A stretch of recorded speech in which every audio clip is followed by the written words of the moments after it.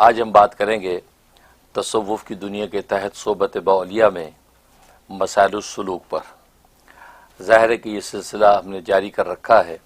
حضرت حکیم الامت مجدد ملت مولانا اشرف علی تھانوی رحمہ اللہ تعالی نے اپنی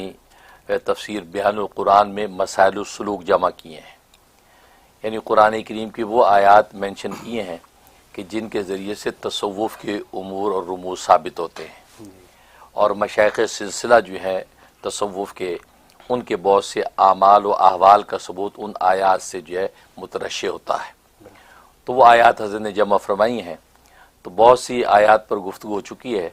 آج جو ہے وہ سورۃ بقرہ کی آیت نمبر 35 پر گفتگو کریں گے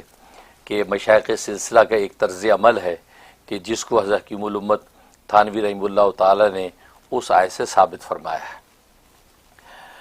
اعوذ باللہ من الشیطان الرجیم، بسم اللہ الرحمن الرحیم۔ وقلنا یا آدم اسکن انت وزوجک الجنہ وکلا منہا رغدا حیث شئتما ولا تقربا هذه الشجرة فتکونا من الظالمین۔ یہ سورۃ بقرہ کی آیت نمبر 35 ہے۔ اس میں اللہ تبارک و تعالی نے حضرت آدم علیہ السلام کو اور اماں حوا کو خطاب کیا ہے، اور فرمایا کہ کہا ہم نے اے آدم، رہ تو اور تیری بیوی جنت میں، اور کھاؤ تم دونوں اس جنت سے وسعت اور کشادگی کے ساتھ جس جگہ سے چاہو، اور قریب نہ ہونا اس درخت کے، پس ہو جاؤ گے نا انصافوں میں سے۔ یہ حکم اللہ تبارک و تعالی نے اس آیت کریمہ میں فرمایا۔ اس آیت میں 3 چیزیں ذکر کی گئی ہیں۔ ایک تو مسکونات کا ذکر کیا، یعنی سکونت کی جگہ، چاہے وہ جنت ہے۔ دوسری مزدوجات کا ذکر کیا، یعنی ازدواجی تعلق، ظاہر وہ میاں بیوی اماں حوا اور آدم ہیں۔ اور تیسرے معقولات کا ذکر کیا، یعنی کھانے کی چیز۔ تو یہ 3 چیزیں کے ذکر کیے ہیں۔ اور مزے کی بات یہ کہ دنیا میں بھی دنیا جو ہے وہ انہی 3 چیزوں سے عبارت ہے۔ کھانے پینے سے عبارت ہے، باہمی ایک رفیق حیات کے تعلق سے عبارت ہے، اور جو رہنے کے مکان سے عبارت ہے۔ اس کے بعد کوئی تیسری چوتھی چیز نہیں ہے۔ ظاہر ہے کہ معقولات ہی کے اندر جو ہے وہ مشروبات بھی داخل ہیں، تو گویا کہ یہ 4 طرح کی چیزیں ہی دنیا کہلاتی ہیں، اور وہی چیزیں جنت میں اللہ تبارک و تعالی وسعت کے ساتھ، کشادگی کے ساتھ جو ہے وہ اہل جنت کو عطا کریں گے۔ ہوا یہ کہ آدم علیہ السلام کو جب جنت میں اللہ تبارک و تعالی نے آباد فرما دیا اور پوری جنت ان کے لیے مباح کر دی، کہ وہاں کی ساری نعمتیں ان کے لیے مباح کر دی، اور فرما دیا کہ آپ اور آپ کی بیوی یعنی اماں حوا جنت میں رہیں، سکون اختیار کریں، کیونکہ رہنے کا مکان آپ کو جنت عطا کر دیا ہے، اور پھر اس میں کھانے پینے کے خزانے سارے تمہارے لیے کھول دیے ہیں، اور جہاں سے چاہے تم کھاؤ۔ اور تیسرا ان کا باہمی تعلق ہے، ظاہر ہے کہ وہ تعلق جو ہے زن و شو وہ اختیار کرو، تو یا جنت کے اندر اپنی صحبت کا جو لطف وہ بھی اٹھاؤ۔ لیکن ولا تقربا هذه الشجرہ تھا، اب یہ پابندی صرف معقولات والے حصے میں لگ رہی ہے، مسکونات میں نہیں، مزوجات میں نہیں، صرف معقولات کے حصے میں پابندی لگ رہی ہے۔ ولا تقربا هذه الشجرہ تھا، اس درخت کے قریب نہ پھٹکنا، اگر گئے تو فتکونا من الظالمین، تو تم دونوں ظالموں میں سے لکھے جاؤ گے۔ اب یہاں پر اللہ تبارک و تعالی نے کھانے پینے سے روک دیا، لیکن وہ کھانے پینے سے صرف ایک درخت کے بارے میں، ایک جگہ کے بارے میں متعین کہ یہاں سے نہیں کھانا، باقی پوری جنت مباح ہے، جہاں سے چاہے کھاؤ۔ اب آپ یہ بات جانتے کہ کھانا پینا مباح ہے، یہ کہ جائز عمل ہے، لیکن اس کو اللہ تبارک و تعالی منع اس انداز سے کیا کہ جس انداز سے دنیا میں اللہ نے زنا سے منع کیا، ولا تقربوا الزنا، زنا کے قریب بھی نہ پھٹکنا، وہی الفاظ سیم یہاں پر استعمال کیے جا رہے ہیں۔ یہاں ولا تقربوا جمع کا صیغہ استعمال کیا کہ تم جو زنا کے قریب نہ پھٹکنا، اور وہاں جو چونکہ 2 ہی لوگ تھے، تیسرا کوئی انسان تھا نہیں، تو لہذا تسنیہ کا صیغہ استعمال فرمایا ولا تقربا هذه الشجرہ تھا، اس درخت کے قریب بھی نہ پھٹکنا۔ تو گویا کہ دونوں کے قریب پھٹکنے سے منع کر دیا، قریب بھی نہ جانا، حالانکہ قریب جانا تو منع نہیں تھا۔ یعنی دنیا میں بھی زنا کا عمل بنا ہے، وہ ممنوع حرام ہے، زنا کے قریب جانا تو منع نہیں ہے، ٹھیک، لیکن دنیا میں بھی اللہ تبارک و تعالی زنا کے قریب بھی جانے سے روک دیا، یعنی ایک مباح اور جائز حدود ہے اس سے بھی منع کر دیا،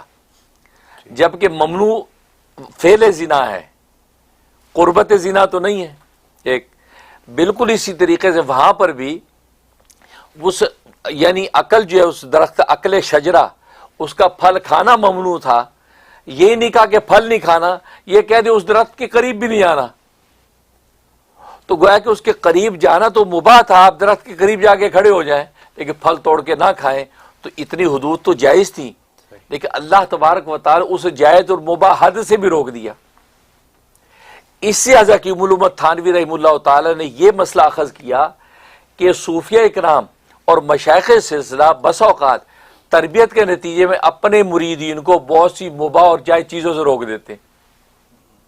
بہت سی مباح اور جائز چیزوں سے روک دیتے ہیں، مطلب کہہ دیا کہ بھئی تم لوگ یہ جو ایک چلہ تم نے کاٹا یہ اذکار کرنے ہیں،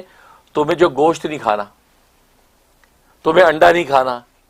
یعنی وہ غذائیں جو جلالی ہیں، یعنی پرہیز جلالی آپ نے کرنا ہے، تمہیں اتنا عرصہ تک بیوی کے پاس نہیں جانا، حالانکہ ساری مباح چیزیں ہیں۔ تو ایک شخص کھڑا ہو کے اعتراض کر سکتا ہے یار یہ کیا انڈا کھانا حلال ہے، یہ حلال سے روک رہے ہیں، یار گوشت کھانا حلال ہے اس سے روک رہے ہیں، یار بیوی کے پاس جانا حلال، یہ پابندی لگا رہے ہیں ایک چلے تک بیوی کے پاس نہیں آنا، تو کہیں پرہیز جلالی بتاتے ہیں کہیں پرہیز جمالی بتاتے ہیں، یہ کہاں سے آ گیا بھائی؟ تو حضرت حکیم علومت تھانوی رحمۃ اللہ اس سے استدلال کیا کہ آدم علیہ الصلوۃ والسلام کو درخت کے قریب جانے سے جو روکا اللہ نے، جبکہ قریب جانا تو جائز تھا، جائز سے کیوں روکا اللہ نے؟ اس لیے روکا کہ وہ جو عمل ہے جس سے روکا جا رہا وہ اتنا مرغوب ہے، اتنا انسان کو اس کے اندر لذت محسوس ہوتی ہے کہ اگر اس کے قریب چلا گیا تو کیے بغیر واپس نہیں آئے گا، ٹھیک ہے نا؟ اس لیے فرمایا کہ اس کے قریب میں زنا ہے۔ اب زنا کا عمل اتنا مرغوب ہے انسان کے نفس کو، اگر وہ اس کے بالکل قریب پہنچ گیا تو قسمت والا ہوگا کہ جو واپس لوٹے گا، ورنہ اس سے ارتکاب کر کے لوٹے گا۔ تبھی فرمایا اس کے قریب نہ جاؤ۔ قریب جانے کا مطلب یہ ہے کہ اس عورت کے ساتھ گپ شپ بھی نہ کرو، اس عورت کو دیکھو بھی نہ، بد نظری بھی نہ کرو، اس سے ہاتھ بھی نہ ملاؤ، بوس و کنار بھی نہ کرو، بغل گیر بھی نہ ہو، کیونکہ یہ سارے ذریعے ایسے ہیں کہ آپ کو اصل جو عمل زنا ہے اس کے اندر مبتلا کر دیں گے۔ لیکن آپ اس کے قریب بھی نہیں جائیں گے، اس سے اللہ تبارک و تعالیٰ کے کہنے کی تاکید پتہ چلتی ہے کہ بھی قریب بھی نہیں جانا، اس کا مطلب ہے کہ اتنا خطرناک یہ گناہ ہے کہ آپ اس کی حدود کے قریب نہ جاؤ، اس لیے کہ عین قریب چلے گئے تو قریب ہے کہ تم اس کے اندر مبتلا ہو جاؤ۔ تو بالکل اسی طرح کہ یہاں پر جب وہ عقل جو ہے کھانے پینے سے جو منع کر دیا کہ تم نے یہ کھانا نہیں ہے، یہ نہیں کہا کہ نہیں کھانا، یہ کہا کہ قریب بھی نہ جاؤ، تو جائز حدود سے منع کیا۔ تو مشائخ سلسلہ بھی جب تربیت کرتے ہیں تو بہت سی چیزیں ایسی جو جائز ہوتی ہیں اس کو روک دیتے کہ بھئی نہیں یہ نہیں کرنا۔ جیسے امام رومی رحمۃ اللہ علیہ جب شمس تبریز رحمۃ اللہ علیہ کے مرید ہوئے، اور امام رومی جلال الدین رومی قونیہ کو اتنا بڑا عالم اور مفسر اور محدث جس کا درس قرآن پورے عالم کے پورے علاقے میں پھیلا ہوا تھا، بڑے بڑے اکابر فیض اٹھاتے تھے، اور جیسے ہی وہ ان کے سلسلے میں داخل ہوئے تو شیخ نے کہا دیا کہ ایک چلہ تک تم نے درس قرآن بند، درس حدیث بند، کہ مدرسے میں پڑھانا بند، بس یہ جو اذکار تمہیں دیے ہیں بس یہ ضربے لگاؤ، یہاں بیٹھ جاؤ۔ تو پورے قونیہ شہر کے اندر واویلا مچ گیا کہ یہ کیسا گمراہ پیر آیا، درس قرآن سے روک دیا، کیسا گمراہ پیر ہے، درس حدیث کا دشمن، کیسا گمراہ پیر ہے کہ اس نے جناب وہ درس نظامی قرآن سنت پڑھانے سے روک دیا، یہ پیر ہے۔ تو لوگوں نے جھٹ سے بکنا شروع کر دیا، بولنا شروع کر دیا، بڑے بڑے علماء بھی بولنے لگ گئے کہ یار یہ کیا طریقہ، کیوں کہ وہ تو شریعت کی کسوٹی پر کس رہا ہے نا، اور یہ بات شریعت کی نہیں، یہ تو تربیت کی ہے، اور تربیت کے اندر تو جائز حدود سے بھی روک دیا جاتا ہے، جیسے اس آیت سے ثابت ہو رہا ہے۔ اب ہوا وہی ایک چلہ تک جب انہوں نے سارے درس بند کر دیے اور ساری درسگاہیں ان کی جیسے بالکل سناٹا ہو گیا، کیونکہ ان کا لیول کا بندہ قونیہ کے اندر نہیں۔ اب چلے کے بعد جو ہے کیا فرمایا شیخ نے کہ جاؤ جلال الدین رومی، اب جاؤ جہاں درس دینا دے دو، کیونکہ ایک چلے کے اندر جو اس کے اندر بھر دیا تھا، ابھی تو الفاظ قرآن پیش کرتے تھے، پھر معانی اور حقائق کے قرآن کھل گئے، اسرار قرآن کھل گئے۔ اب جب کونیا شہر کے اندر آئے شان و شوق سے جلال الدین رومی، تو وقت کے علماء تو پہلے انتظار میں تھے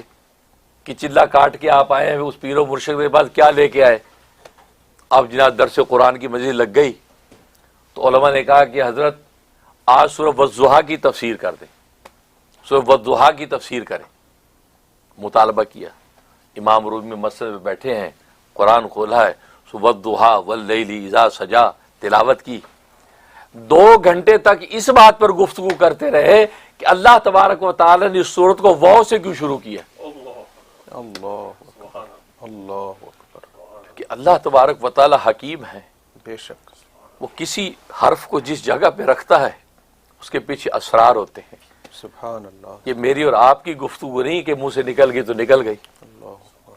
حالانکہ قسم کے لیے واو کے علاوہ تا کا لفظ بھی استعمال ہوتا ہے، قسم کے لیے با بھی استعمال ہوتا ہے، لیکن قسم کے لیے واو کا لفظ استعمال کیا۔ قسم ہے چاشت کے وقت کی، تو قسم کے لیے واو کا لفظ کا انتخاب جو اللہ نے کیا، اس میں راز کیا ہے، اس راز پر 2 گھنٹے بولے۔ اللہ اکبر، ظاہر ہے کہ شیخ کی صحبت میں بیٹھ کے وہ اسرار سینے میں جو کھلے ہیں، وہ علم لدنی جو حضرت خضر علیہ السلام کو عطا کیا تھا، وہ ان کے وارثوں کے اندر جب تقسیم ہوا ہے تو ظاہر ہے کہ علم لدنی تو وہ علم تھا کہ حضرت موسیٰ علیہ السلام جیسا جلیل القدر پیغمبر بھی حیران تھا، وَعَلَّمْنَاهُ مِن لَّدُنَّا عِلْمًا، ہم نے اپنے بندے کو ایسا علم دیا ہے کہ موسیٰ کے پاس بھی وہ علم نہیں۔ موسیٰ بھی حیران ہو رہے ہیں کہ خضر یہ کیسا علم ہے، مجھے بھی کچھ سکھائیے۔ تو گویا کہ تو اسرار شریعت اپنی جگہ، لیکن وہ جو اسرار کھلے ہیں 2 گھنٹے گفتگو کی، علماء جناب دھاڑے مار مار کے رونے لگے اور کہا کہ حضرت معاف کر دیجئے، ہم نے آپ کے شیخ کے بارے میں بدگمانی کی، ہم نے سوچا کہ اس آدمی نے درس قرآن روک دیا، اسے درس حدیث روک دیا، لیکن یہ پتہ نہیں یہ روک کے وہ عطا کر دیا کہ آج اسرار اور حقائق قرآن کے سمجھ میں آ رہے ہیں۔ بے شک، اب دیکھو اسی طریقے سے کتنے واقعات ہیں، مباح چیزوں سے شیخ روک دیتا ہے کہ یہ نہیں کرنا، ٹھیک ہے، یہ کپڑا نہیں پہننا، یہ چیز نہیں کرنی، یہ کیوں؟ اس کے پیچھے راز ہوتے ہیں، کیونکہ وہ مباح چیز سے روکنے کے بعد وہ اصل میں ایک اور چیز اس کے اندر پیدا کی جا رہی ہے تاکہ اس چیز کے حقائق اسرار اس پر کھل جائے۔ تو حضرت تھانوی رحمۃ اللہ علیہ نے بہترین استنباط کے اس آیت سے کہ آج مشائخ سلسلہ پہ جھٹ سے اعتراض کر دیتے ہو، اور جی کیڑا پیر آ گیا بھی نفلہ پڑھنے تو روکتا۔ شیخ نے کہا کوئی نفل نہیں پڑھنی، تم نے کوئی قرآن کی تلاوت نہیں کری، فرض اور واجبات پورے کرنے ہیں، یہ ذکر کرنا ہے، مراقبہ کرنا ہے، اور جی قرآن کی تلاوت روکتا۔ اور جی دیکھو جی کیڑا پیر آیا جی، وہ کہتا ہے جی اور نفلہ نہ پڑھو، کمال ہے، نبی نے اتنے نفلیں اور صحابہ نے نفل نہیں، اس لیے کہ وہ تو اس آیت سے استدلال کیا کہ مباح چیز سے روکنے میں کچھ اسرار اور راز ہوتے ہیں، وہ راز اور اسرار جو ہے وہ اصل ہیں۔ اسی طریقے سے مشائخ سلسلہ بھی بہت سی چیزوں سے روکتے ہیں تاکہ اسرار اور حقائق ان پر کھل جائیں۔ سبحان اللہ، تو اس آیت سے استدلال کیا کہ اللہ تبارک و تعالی نے وہ جائز حدود سے روکا ہے، اس کا اس کے پیچھے کوئی اسرار تھے۔ اسی طریقے سے مشائخ بھی جب جائز حدود سے روکتے ہیں، اب یہ جو کہتے ہیں کم کھانا ہے، کم پینا ہے، کم سونا ہے، کم لوگوں سے ملنا ہے، تو اب آپ کہیں کہ یار لوگوں سے زیادہ ملنا کون سا گناہ ہے؟ یار زیادہ کھانا کون سا گناہ ہے؟ کھا لو بھی، 2-4 چکر کاٹ لو، پہاڑ پہ چڑھ جاؤ، اتر جو ہضم ہو جانا ہے، اور جتنا چاہے پی لو، یار پانی تو ویسے باڈی کے لیے اچھا ہے، یہ پیر صاحب کہتے ہیں کم پیو، یہ سونا نیند تو بہت اچھی 8 گھنٹے کی نیند لینی چاہیے، اور پیر صاحب کہتے ہیں 3 گھنٹے سے زیادہ سونا نہیں ہے۔ اب یہ جائز امور سے روک رہا نا، ان کو پتہ نہیں ہے کہ اس کے پیچھے کون سے اسرار ہیں جو اس کو عطا کیے جا رہے ہیں۔ بس یہ جو ول پاور پیدا کی جاتی ہے مباح سے روک کے، یہ اس قرآن کی آیت سے ثابت ہو رہی ہے، اور ظاہر ہے کہ وہ مشائخ سلسلہ بھی اسی پیٹرن پہ چل رہے ہیں جو قرآن کی نص قطعی سے ثابت ہو رہا ہے۔ سبحان اللہ، سبحان اللہ، بہت اعلیٰ ایکسپلینیشن ہے الحمدللہ۔ ایک تو حضرت تھانوی صاحب نے بڑا امت پر کرم کیا، یہ چیز ایسی چیزیں لکھ کے، اور پھر آپ نے حضرت 100 سال بعد اس کو جس طرح سے ایکسپلینیشن کرنے کا سلسلہ جاری کیا ہے، وہ بہت ہی اعلیٰ ہے، اللہ کا احسان، بہت ہی چیزیں پروف ہوتی ہیں اس طرح سے۔ جزاک اللہ خیر۔